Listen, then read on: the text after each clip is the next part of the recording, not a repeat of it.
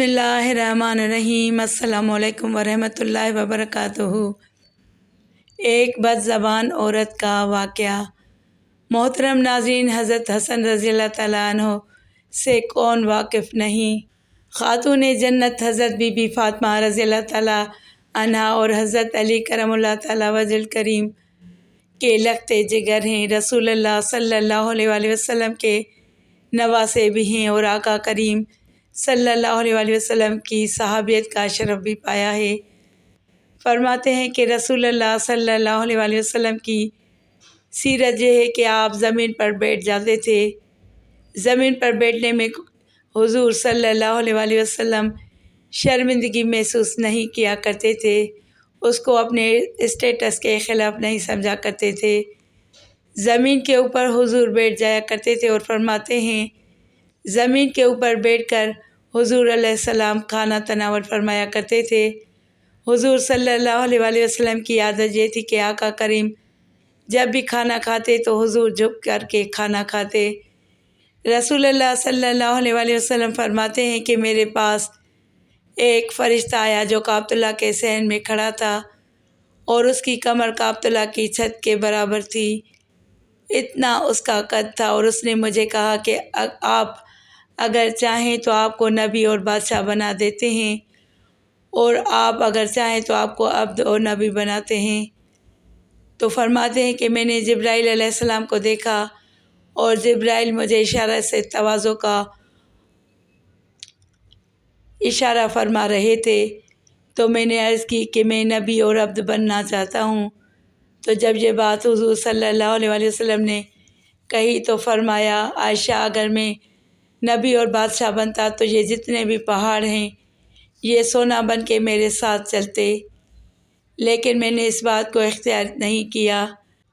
اور اس کے بعد حضور علیہ السلام جب بھی کھانا کھاتے تو حضور جھک کر کے کھاتے، جس طرح مالک کی دہلیز سے خیرات ملتی ہے اور کوئی خادم اس کو جو وہ شکرانے کے طور پر وہ انتہائی عزت کے ساتھ کھاتا ہے۔ ساری زندگی حضور نے کھاتے اور پیتے ہوئے تکیہ نہیں لگایا، ہاتھ میں پلیٹ پکڑ کے اکڑ کے یا ٹہل کے یا جو وہ بالکل سیدھے ہو کے بھی تھوڑا سا جھک کر کے بغیر تکیے کے حضور علیہ السلام کھانا کھانا پسند فرمایا کرتے تھے، اور فرماتے ہیں میں اس طرح کھاتا ہوں جس طرح بندے کھاتے ہیں، اور میں اس طرح بیٹھتا ہوں جس طرح اس کے عبد اور اس کے بندے بیٹھتے ہیں۔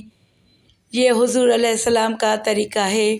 ایک دن آقا کریم علیہ السلام ایک چٹان کے اوپر بیٹھے تھے اور حضور علیہ السلام قدید کھا رہے تھے، یا یہ خشک گوشت کو بعد میں جب پکایا جاتا ہے تو اس کو کہتے ہیں، یا سریت تھی۔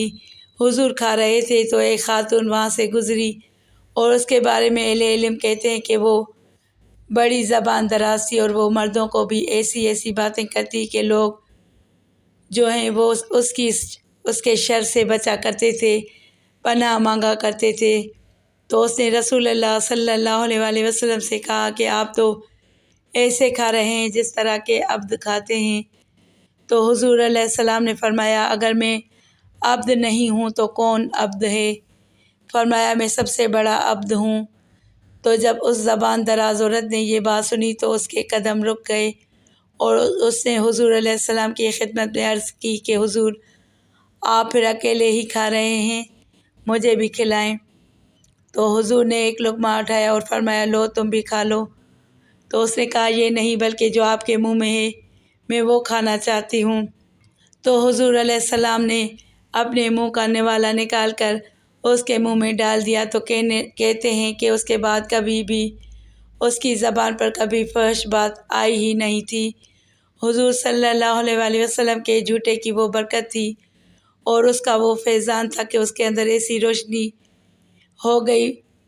پہلے وہ سخت زبان تھی، گالیاں دینے والی تھی اور فحش گفتگو کرنے والی تھی، لیکن حضور علیہ الصلاۃ والسلام کے جھوٹے کی برکت سے اللہ تعالیٰ جل شانہ نے اس کی زبان کو حسن بھی دے دیا اور جمال بھی عطا فرما دیا۔ تو حضور علیہ الصلاۃ والسلام کی عادت تھی کہ آقا کریم صلی اللہ علیہ وآلہ وسلم زمین پر بیٹھ کے کھاتے، جھک کے کھاتے۔ فرماتے میں ایسے کھاتا ہوں جس طرح عبد کھاتے ہیں۔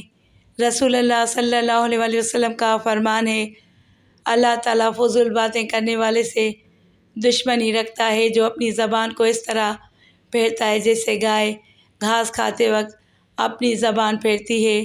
رسول اللہ صلی اللہ علیہ وسلم کا یہ فرمان بھی ہے، بلا شبہ تم میں سے میری سب سے زیادہ قربت و محبت کے اہل قیامت کے دن تم سے سب سے زیادہ اچھے اخلاق والے ہوں گے، اور تم میں سے قیامت کے روز میرے نزدیک ناپسندیدہ اور مجھ سے دور تر وہ لوگ ہوں گے جو باطنی زبان دراز اور متکبر ہیں۔ حضرت علی کرم اللہ تعالیٰ وجہ کریم نے فرمایا، جو برا بولتا ہے اور بات بات میں گالی دیتا ہے اور جب ایک بار بولنا شروع کر دے تو چپ ہونے کا نام ہی نہیں لیتا، تو ایسے بد زبان سے بھی کبھی جھگڑا نہ کرنا۔ زبان درازی ایسا مرض ہے کہ جس کی بنا پر سینکڑوں مرد عورتوں کی زبان درازی سے بیزار ہو کر غلط راہ پر چل پڑتے ہیں۔ بے وقوف عورتیں صرف اپنی بد زبانی سے مہربان شوہروں کو نامہربان بنا دیتی ہیں۔ شریف اور ہمدرد شوہر کا دل بیوی کی طرف صرف اس لیے خراب ہو جاتا ہے کہ بیوی بک بک کر کے ہمیشہ اس کو پریشان اور تنگ کرتی رہتی ہے۔ کوئی بھی شوہر اپنی بیوی کی سخت بات برداشت نہیں کر سکتا۔ بیوی کو ایسی امید ہرگز نہیں رکھنی چاہیے کہ شوہر اس کی بد کلامی کو شربت کا گھونٹ سمجھ کر پی جائے گا۔ اگر عورت چاہے تو شیریں زبانی کے جادو سے نامہربان شوہر کو مہربان بنا سکتی ہے۔ ایک روایت ہے کہ جب اللہ تعالیٰ نے سورۃ تبت یدا ابی لہب وتب نازل فرمائی، جس میں ابو لہب کی بیوی کو بھی عذاب تو ابو لہب کی بیوی کو خبر دی گئی ہے، وہاں آ گئی۔ اس کا لقب جمیل تھا اور اس کا نام اورا تھا۔ ایک قول کے مطابق اس کا نام عروی بنت حرب تھا اور یہ سفیان بن حرب کی بہن تھی۔ یہ چیختی چلاتی ہوئی ہاوندستہ کوٹنے کا پتھر ہاتھ میں لیے ہوئے رسول اللہ صلی اللہ علیہ وسلم کی طرف بڑھی۔ اس وقت آپ صلی اللہ علیہ وسلم کے ساتھ حضرت ابوبکر صدیق رضی اللہ تعالیٰ عنہ تھے۔ صدیق اکبر رضی اللہ تعالیٰ عنہ نے اس کو دیکھا تو رسول اللہ صلی اللہ علیہ وسلم سے عرض کیا، یا رسول اللہ صلی اللہ علیہ وسلم، یہ بہت بد زبان عورت ہے، اگر آپ یہاں ٹھہرے تو آپ کو اس کی بد زبانی سے تکلیف ہوگی۔ رسول اللہ صلی اللہ علیہ وسلم نے فرمایا، وہ مجھے نہیں دیکھ سکے گی۔ چنانچہ وہ عورت وہاں پہنچ کر حضرت ابوبکر صدیق رضی اللہ تعالیٰ عنہ سے کہنے لگی، اے ابوبکر، تمہارے دوست نے مجھے ذلیل کیا، یعنی میری شان میں وہ بات کہی ہے جو قرآن پاک کی آیت کی صورت میں نازل ہوئی ہے۔ ایک روایت میں یہ لفظ ہیں کہ نہیں، اس بیت اللہ کے رب کی قسم، انہوں نے تجھے ذلیل نہیں کیا۔ میرے دوست شاعر نہیں ہیں، وہ تو شعر کہنا ہی نہیں جانتے۔ اس نے کہا، میرے نزدیک تم جھوٹ نہیں بولتے۔ یہ کہہ کر وہاں سے واپس ہوئی اور یہ کہتی ہوئی جاتی تھی، قریش کے لوگ جانتے ہیں کہ میں ان کے سردار کی بیٹی ہوں۔ ان کا اشارہ تھا کہ میں عبد مناف کی بیٹی ہوں، میں جو اس کے باپ کا دادا تھا، اور جس ہستی کا باپ عبد مناف جیسا معزز سردار رہا ہو، اس کے متعلق کوئی ایسی ویسی بات کہنے کی کسی کو جرأت نہیں ہونی چاہیے۔ غرض ابو لہب کی بیوی جمیل تو یہ کہتی ہوئی چلی گئی۔